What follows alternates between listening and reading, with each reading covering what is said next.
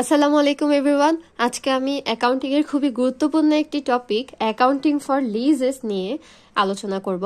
আজকের পার্টে থাকবে লিজ অ্যাকাউন্টিং নিয়ে কিছু বেসিক ধারণা। তাহলে শুরু করা যাক। লিজি অর্থ যে লিজ নেয়, লেজর যে লিজ দেয়।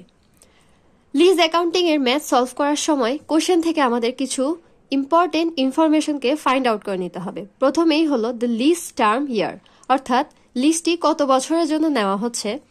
তারপরে রেন্টাল পেমেন্ট, অর্থাৎ লিজটি নেওয়ার জন্য মাসে মাসে কত পেমেন্ট করতে হচ্ছে এবং ওই পেমেন্টটি বিগিনিংয়ে হচ্ছে নাকি এন্ডিংয়ে হচ্ছে, অর্থাৎ অ্যানুইটি ডিউ কিনা এটি চেক করতে হবে। রেসিজুয়াল ভ্যালু গ্যারান্টেড অর আনগ্যারান্টেড কিনা এটি দেখতে হবে এবং এক্সপেক্টেড রেসিজুয়াল ভ্যালু আছে কিনা দেখতে হবে।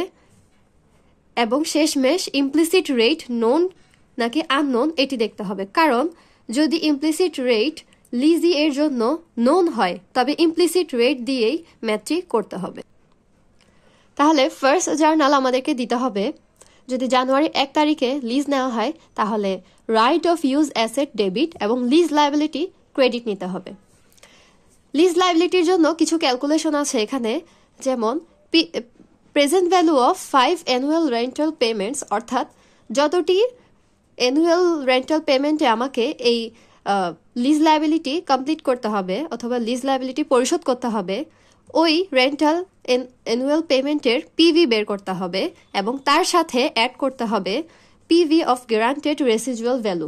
এই দুটি একসাথে অ্যাড করার ফলে আমরা লিজ লায়াবিলিটি পাবো। এটি ফার্স্ট জার্নালের অ্যামাউন্ট হবে। সেকেন্ড জার্নাল হিসাবে আমরা লিজ লায়াবিলিটি ডেবিট এবং ক্যাশ ক্রেডিট দিব। যদি পেমেন্ট অ্যানুইটি ডিউ বা বিগিনিং এ না হয়ে এন্ডিং এ হয় তবে এই সেকেন্ড জার্নালটি আমাদের দিতে হবে না। পরবর্তী বছরের লিজ লায়াবিলিটি জানার জন্য একটি লিজ অ্যামorটাইজেশন শিডিউল করতে হবে। থার্ড জার্নালে আসছে প্রতি বছর 31 ডিসেম্বর তারিখে ইন্টারেস্ট এক্সপেন্স এবং ডেপ্রিসিয়েশনের জার্নাল দিতে হবে। তাহলে ডিসেম্বর 31-এ যদি অ্যানুইটি ডিউ হয় তবে জার্নালটি হবে interest expense debit lease liability credit, আর যদি অ্যানুইটি ডিউ না হয় তবে lease liability debit interest expense debit এবং ক্যাশ ক্রেডিট হবে। এবং ডেপ্রিসিয়েশনের এন্ট্রিটি হবে depreciation expense debit right of use asset credit.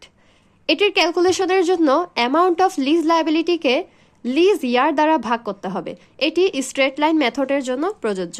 যদি অন্য কোনো মেথড ফলো করা হয় তাহলে ওই মেথডের ফর্মুলা দিয়ে ডেপ্রিসিয়েশনকে বের করতে হবে। পরবর্তী বছরগুলোতে একই নিয়মে এন্ট্রি দিতে হবে এবং টাকার অ্যামাউন্ট লিজ অ্যামorটাইজেশন শিডিউল থেকে অ্যাডজাস্ট করে নিতে হবে।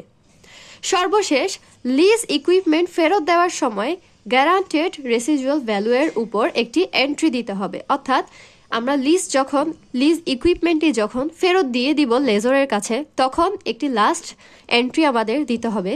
সেই এন্ট্রিটি হলো ইকুইপমেন্ট ডেবিট ক্যাশ ক্রেডিট এবং এটির অ্যামাউন্ট হবে গ্যারান্টেড রেসিজুয়াল ভ্যালু এর অ্যামাউন্টটি।